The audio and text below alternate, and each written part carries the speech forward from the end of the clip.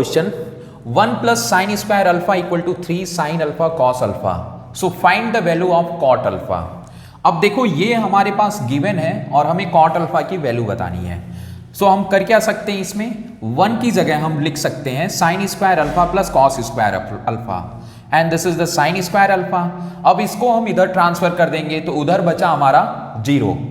अब यहां पर हमारे पास 2 साइन था तो ऐड होकर 2 साइन स्क्वायर अल्फा हो गया और इसको हमने ब्रेक कर लिया 2 पार्ट्स में, तो ये मिल गया आपको 2 sine alpha and sine alpha into cos alpha. ये देखो ये 2 और ये 1 मिलकर 3 हो जाएंगे, तो मैंने इसको ब्रेक कर लिया और ब्रेक इस वजह से हुआ ताकि अपना पेयर बन जाए। ओके, फैक्टराइजेशन चैप्टर आपने पढ़ा होगा पेयर बनाने के लिए बेसिकली। और कॉस स्क्वायर अल्फा को मैंने इधर भेज दिया। अब देखो पेयर बन गया हमारा, ये पेयर हो गया and this is this pair and यहां पे 2 साइन अल्फा हमने कॉमन ले लिया तो sine alpha minus cos alpha and यहां पे हमने cos alpha minus cos alpha common लिया, so sine alpha minus cos alpha.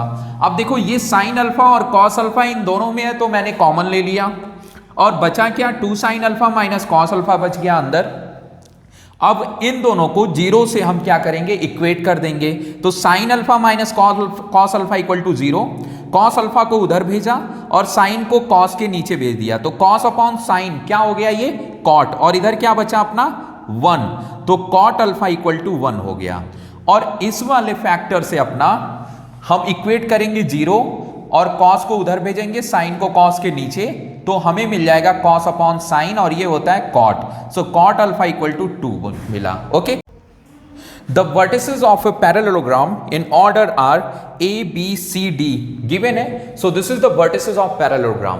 अब ये इंटरसेक्ट करेंगे O पे एक दूसरे को, पैरेललोग्राम के जो डायगोनल हैं। अब ये इंटरसेक्ट अगर O पर कर रहे हैं तो इनका जो मिड पॉइंट होगा वो सेम होगा। अब मिड पॉइंट ऑफ AC और मिड पॉइंट ऑफ BD और AC का मिड पॉइंट दोनों इक्वल होंगे। सो हमने मिड पॉइंट फॉर्मूले से मिड पॉइंट निकाल लिया और मिड पॉइंट फॉर्मूला होता है क्या है, सो मिड पॉइंट फॉर्मूला होता है अपना x1 plus x2 upon 2 and y1 plus y2 upon 2, ये होता है अपना मिड पॉइंट फॉर्मूला। ओके, सो इसके थ्रू हमने क्या किया, पुट कर दिया x1 x2 और y1 और y2 को, तो हमें मिल गया ये AC में हमें मिल गया ये और BD में हमें मिल गया ये। ओके, अब हमने सॉल्व किया, सो x प्लस 1 अपॉन 2 और 8 अपॉन 2 और इधर 7 अपॉन 2 5 प्लस y अपॉन 2, तो 2 से 8 को काटेंगे आप 4 मिल जाएगा। ओके, सो देखिए यहां पर क्या मिला 4 और यहां कुछ कटने वाला है नहीं, सो इसको हम रिलेट कर लेंगे, इसको x टर्म से x टर्म को और y टर्म्स को y टर्म्स के साथ रिलेट कर लेंगे और जब इक्वेट करेंगे इनको, रिलेट मतलब इक्वेट, जब इक्वेट करेंगे so x plus 1 upon 2 equal to 7 upon 2, 2 से 2 cancel and x equal to 7 minus 1 6 and इधर भी हमें मिल जाएगा 5 plus y upon 2 equal to 4 and 2 4 जा 8, so y equal to 8 minus 5 को इधर भेजेंगे, सो y इक्वल टू हमें मिल गया 3। Figure ACB equal to CDA, AC given है, AD गिवन है, BD फाइंड आउट करना है। सो मैंने इस फिगर में AC और AD लिख दिया है। सपोज करो कि AB मैंने x ले लिया तो BD कितना हो जाएगा, तो x माइनस 3 हो जाएगा अपना BD इज x माइनस 3। अब देखो अपना ये गिवन है कि ये इक्वल है, 2 angle this and angle this are equal, हमें BD फाइंड आउट करना है। सो हमें एक एंगल गिवन है और एक एंगल और हम दिखा दें तो हमारा सिमिलरिटी प्रूव हो जाएगा। तो ABC और ACD, ट्रायंगल ABC और ट्रायंगल ACD में मैंने दिखा दिया A इज कॉमन एंड एक तो एंगल दिया हुआ था, सो डबल एंगल से A इज प्रॉपर्टी से ये क्या हो गया, आपका सिमिलर हो गया। अब अगर सिमिलर हो गया तो इसके corresponding part of similar triangle okay same ratio में हो जाएंगे। सो मैंने लिख दिया AC upon AD okay and AB upon AC लिख दिया। अब देखो AC गिवन है, AD भी गिवन है, AB मैंने x एज्यूम ही किया है, AC अपना 8 है, तो x की वैल्यू आ गई आपकी 64 अपॉन 3। अब देखो BD आपको बताना था तो BD में आप रख लोगे 64 अपॉन 3 -3, तो ये मिल जाएगा 64 माइनस 9 अपॉन 3 और ये कितना हो जाएगा तो 55 upon 3. So this is the answer. The equation of the perpendicular bisector of line segment joining the point A and B. सो देखो यहाँ पर एक परपेंडिकुलर बाइसेक्टर हमने बना लिया और वो इक्वी डिस्टेंस है और गिवन भी है. सो यहाँ पे हमने AP और BP, अगर इक्वी डिस्टेंस है तो इक्वल होगा AP और BP, इनके बीच का डिस्टेंस ये और ये डिस्टेंस इक्वल होगा. सो यहाँ पे डिस्टेंस फॉर्मूला हम अप्लाई करेंगे. सो डिस्टेंस फॉर्मूला क्या होता है, x2 माइनस x1 पे whole square plus y2 minus y1 पे होल स्क्वायर, ये रूट में होते हैं. और इधर भी क्या होगा, x2 माइनस x1 पे whole square plus y2 minus y1 पे होल स्क्वायर. अब इसमें x1 और x2 और y1 और y2 की वैल्यू हम पुट करेंगे. तो एक बार हम AP को रिलेट करेंगे, तो AP में x1 y1 मैंने ये लिया और x2 और y2 मैंने x और y को ले लिया है. और BP में मैंने x2 और y2 इसी को रहने दिया है और उधर B को मैंने x1 और y1 ले लिया है. तो x1 है -2 और y1 है 3 B में, और A में x1 और y1 है 4,5. सो मैंने जब वैल्यू पुट किया तो इधर बोथ साइड स्क्वायरिंग करने से ये आपका रूट क्या होगा, कैंसिल आउट हो जाएगा. This is the both side squaring, तो रूट कैंसिल हो गया. अब इसमें a माइनस बी पे होल स्क्वायर और a माइनस बी पे होल स्क्वायर की आइडेंटिटी, इधर a प्लस बी पे होल स्क्वायर और इधर a माइनस बी पे होल स्क्वायर की आइडेंटिटी लगा दी. जब आइडेंटिटी लगाई तो ये एक्सपेंड हुआ और यहाँ पे मिल गया एक्स स्क्वायर यानी a square plus b square यानी 16 4 का स्क्वायर एंड माइनस 2ab. तो 2ab क्या हो जाएगा, 2 4 जा 8x. ओके, और इधर मैंने y स्क्वायर एंड 25 5 का स्क्वायर और माइनस 2ab, तो 2 5 जा 10y. सिमिलर इधर भी हमने किया और इधर प्लस की आइडेंटिटी थी तो x square and plus 4 and plus 4x, 2 2 जा 4x. Okay, and this. सो इसको हमने क्या किया, इधर से x और y के टर्म्स को, दिस और दिस टर्म्स को हमने दूसरी तरफ ट्रांसफर किया. तो ये नेगेटिव थे, उधर गए तो अपना पॉजिटिव हो गए. ओके, और इधर x और y के टर्म्स को मैंने रहने दिया. इधर जो कांस्टेंट टर्म्स थे हमारे 4 और 9 को ऐड करके 13 इधर भेज दिया, और इधर कांस्टेंट टर्म्स 16 और 25 ऐड करेंगे तो 41. तो 41 माइनस 13 28, और इधर अपना 4x और 8x 12x और 10y माइनस 6y ये आपका हो गया 4y. अब इसको भी मैंने उधर भेज दिया तो ये बन गया 12x plus 4y minus 28 equal to 0. अब 4 इसमें कॉमन दिख रहा था तो मैंने कॉमन ले लिया, तो ये मिल गया आपको 3x plus y minus 7 equal to 0. अब 4 इधर 0 से 0 हो जाएगा यानी 4 गायब हो जाएगा, मिलेगा आपका 3x plus y minus 7 equal to 0. So this is the equation जो रिक्वायर्ड थी. In the given figure D is the mid point of BC. So D is the mid point of BC, और इस given figure में आपको बताना है cot y upon cot x की value.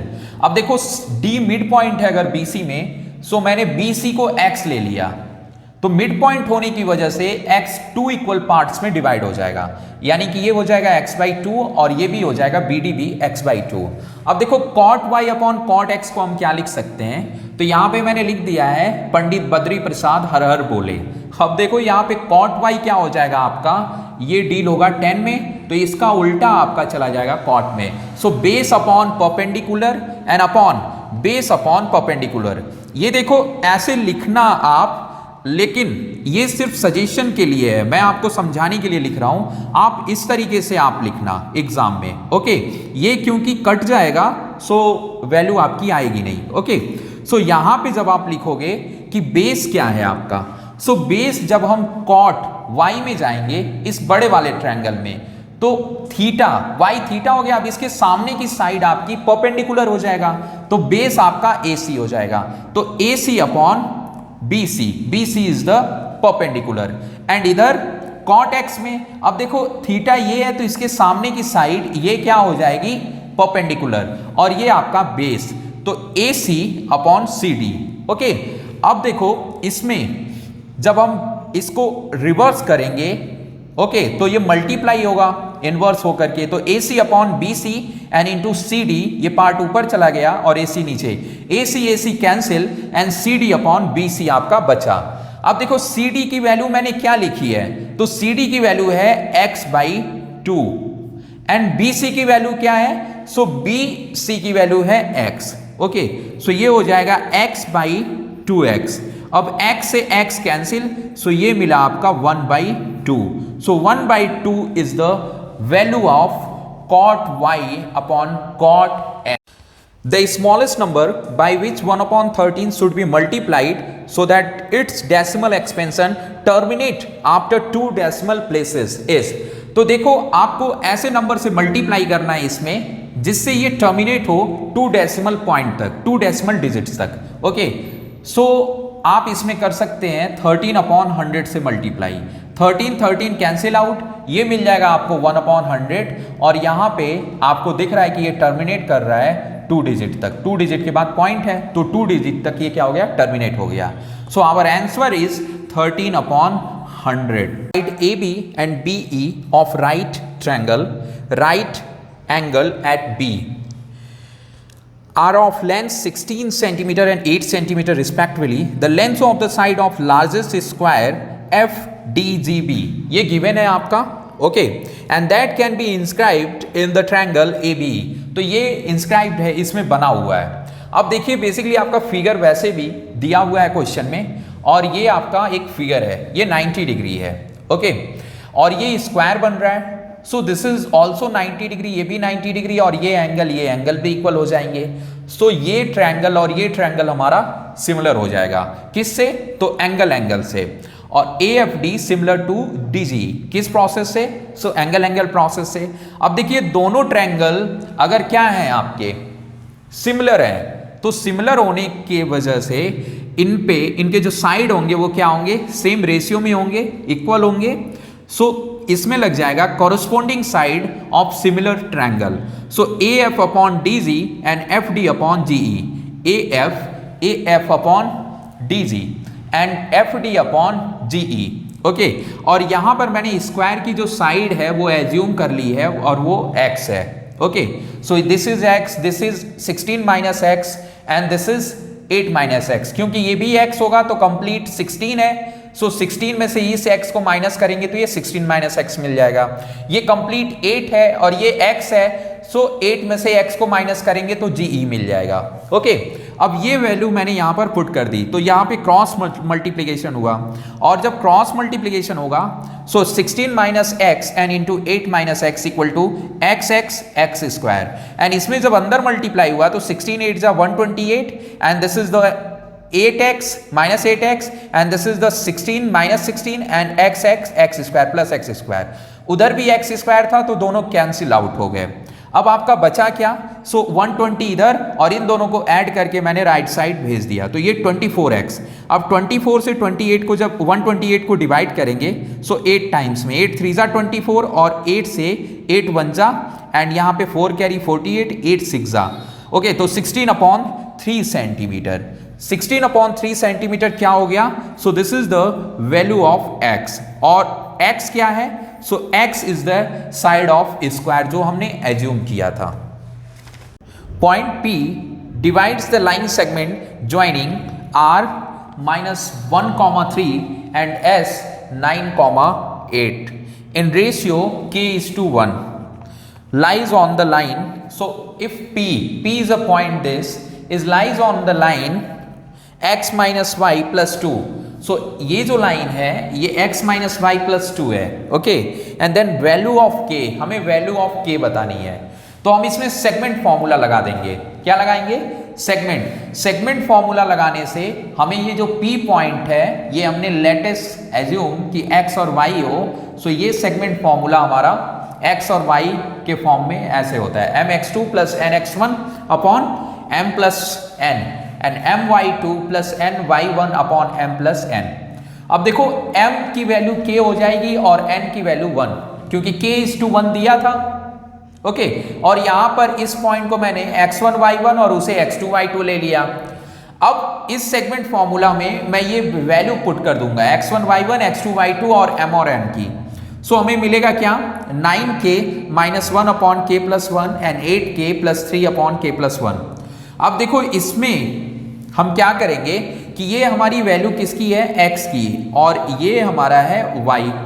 तो ये x की वैल्यू यहाँ पे x की जगह और ये y की वैल्यू यहाँ पर y की जगह इस लाइन में हम पुट कर देंगे। सो इस लाइन में जब हम पुट करेंगे तो ये वैल्यू पुट कर दिया। अब यहाँ पे एलसीएम लेंगे, तो जब एलसीएम लेंगे सो k+1 सेम है, तो ये ऐसे ही लिख दिया जाएगा, ये माइनस से ये प्लस माइनस में चेंज हो जाएगा, एंड 2 को उधर भेजेंगे -2। अब 9k - 8k क्या हो गया, k माइनस और k माइनस और ये -1 -3 -4, तो k -4 अपॉन k+1। अब k+1 को 2 से मल्टीप्लाई करेंगे तो -2k एंड -2 और k -4 इधर है, सो 2k -2k इधर आएगा तो ऐड हो जाएगा k में 3k और -2 उधर जाएगा तो प्लस -4 उधर जाएगा, तो ये क्या होगा, 4 में से 2 सब्ट्रैक्ट हो जाएगा, कितना बचेगा अपना 2, और k = हो जाएगा 2/3। So this is the answer. In the given figure below, ABCD is a square of side 14 cm with E, F, G and H are the midpoints.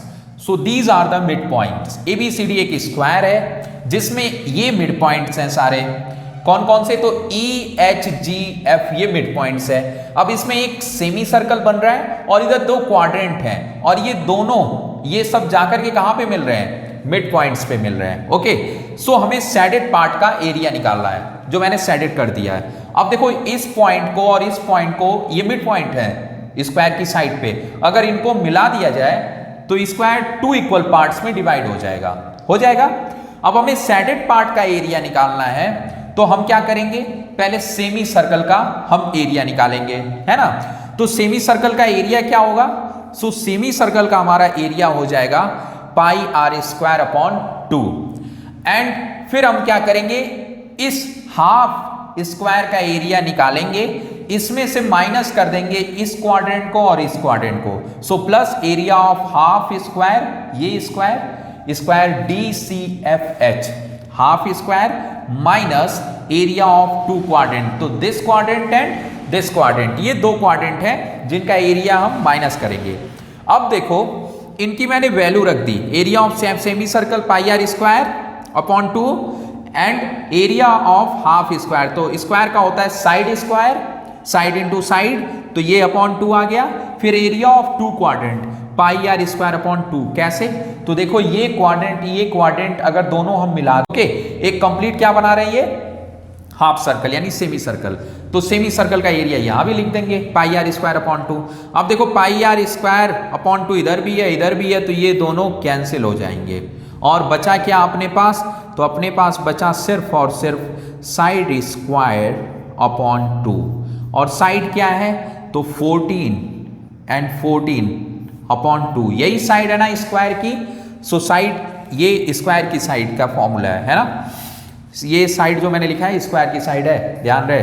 अब देखो 14 × 14 क्या होता है, सो इसको बाद में करना, पहले ये काट लो आप, तो 14 7 जा कितना हो जाएगा 98, और ये सेंटीमीटर में गिवन है क्या, यस, तो ये सेंटीमीटर स्क्वायर हो जाएगा, ठीक है। तो 98 सेंटीमीटर स्क्वायर आपका सैडेड पार्ट का एरिया हो गया। Given below is the picture of the Olympic rings made by the taking 5 congruent circles of radius 1 cm each, intersecting in such a way that the chord formed by joining the points of intersection of 2 circles is also of length 1 cm. Okay, and total area of all the dotted regions assuming the thickness of the rings to be negligible. तो ये figure है, ये जो rings की thickness है वो negligible है, तो उसकी कोई मतलब नहीं है।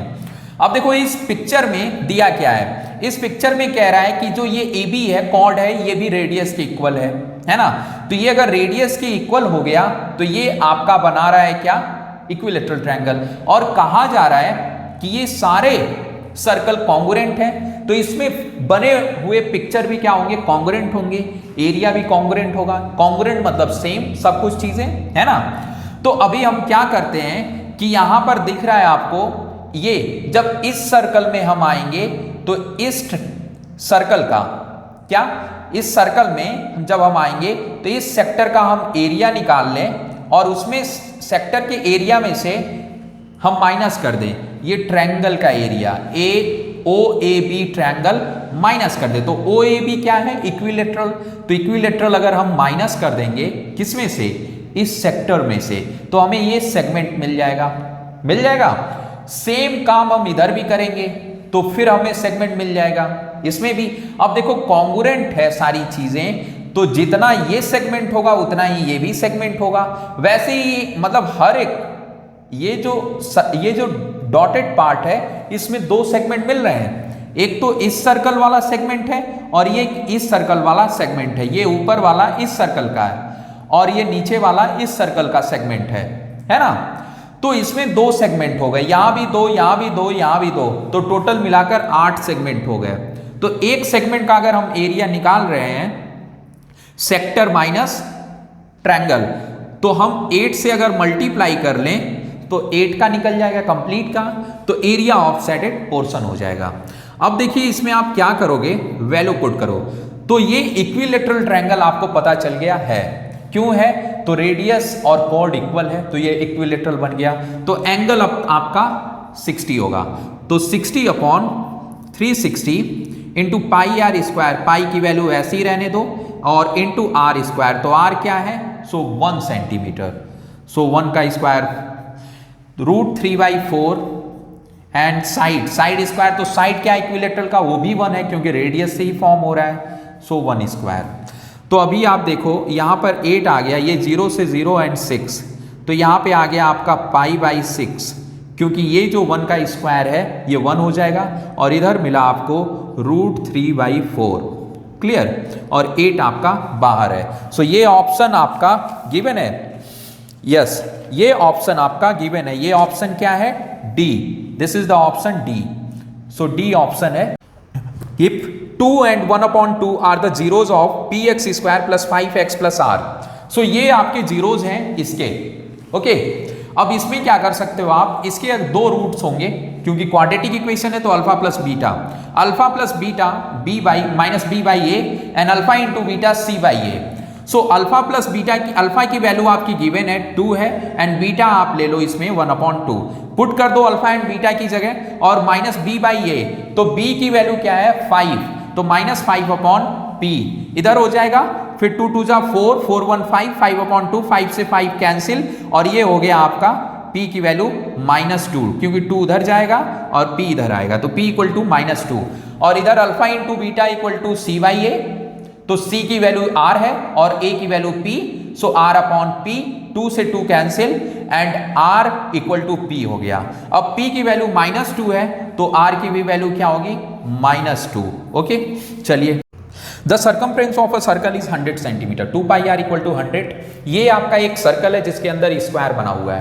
पूछ रहा है कि स्क्वायर की साइड क्या होगी। सो देखो 2πr = 100, 2 से 100 कैंसिल, 50 आ गया। सो r की वैल्यू हो गई 50/π, है ना। अब देखो यहां से हम क्या निकाल सकते हैं? डायगोनल ऑफ स्क्वायर, है ना।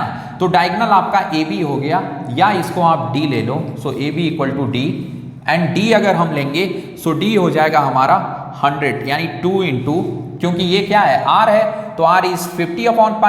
तो इधर भी अगर हम लेंगे R, तो ये 2R हो जाएगा, यानी कि 2R। सो 2 इंटू 50/π, सो ये हो गया 100/π। अब ये किसकी वैल्यू है? D की। अब देखो डायगोनल का स्क्वायर की साइड से क्या रिलेशन होता है? तो डायगोनल = होता है साइड √2। तो साइड हमारा निकल जाएगा स्क्वायर का। कैसे? तो डायगोनल के नीचे √2 आ गया। अब डायगोनल आपका निकाल दिया है मैंने, सो साइड आप यहां से निकाल सकते हो। साइड = क्या हो जाएगा? तो 100/π और √2, ये आपका हो जाएगा। अब √2 से आप रेशनलाइजेशन कर सकते हो।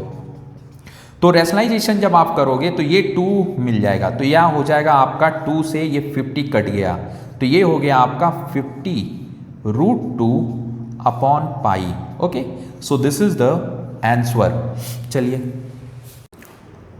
The number of solution of 3 पे पावर x + y = 243 एंड 243 पे पावर x - y = 3। अब देखो इनके पावर को हम रिलेट करेंगे, क्योंकि 3 पे पावर x + y एंड 3 पे पावर 5 हम लिख सकते हैं 243 को। अब देखो 2 4 3 को इधर भी 3 पे power 5 and x minus Y तो ऑलरेडी दिया हुआ है एंड 3 पे पावर 1 लिख लो। अब ये पावर बेस सेम है तो पावर को हम इक्वेट कर लेंगे, तो x plus Y equal to 5। इधर भी बेस सेम तो पावर को इक्वेट करिए, so 5x minus Y equal to 1 और 5 उधर जाएगा तो 1/5। अब देखो हमें पूछा जा रहा है नंबर ऑफ सॉल्यूशन, तो नंबर ऑफ सॉल्यूशन बताने के लिए इस क्वेश्चन में हम क्या करेंगे, तो हम यहां से कॉफिशिएंट चेक कर लेते हैं। कौन सा, a1 upon a2 and b1 upon b2 and c1 upon c2। Okay, और देखते हैं हमें क्या मिलता है। तो देखो यहां पर a1 1 है और यहां पर a2 1 है और यहां पर b1 क्या है 1 और यहां पे b2 क्या है -1। अब देखो यहीं पे हमें ये दिख रहा है कि ये दोनों इक्वल नहीं है। Okay, so a1 upon a2 and b1 upon b2 is not, a1 upon a2 is not equal to b1 upon b2, so it means कि इसके पास यूनिक सॉल्यूशन है। क्या है, unique solution. So unique solution means one solution. क्या है, one solution है। Okay, चलिए note कर लीजिए।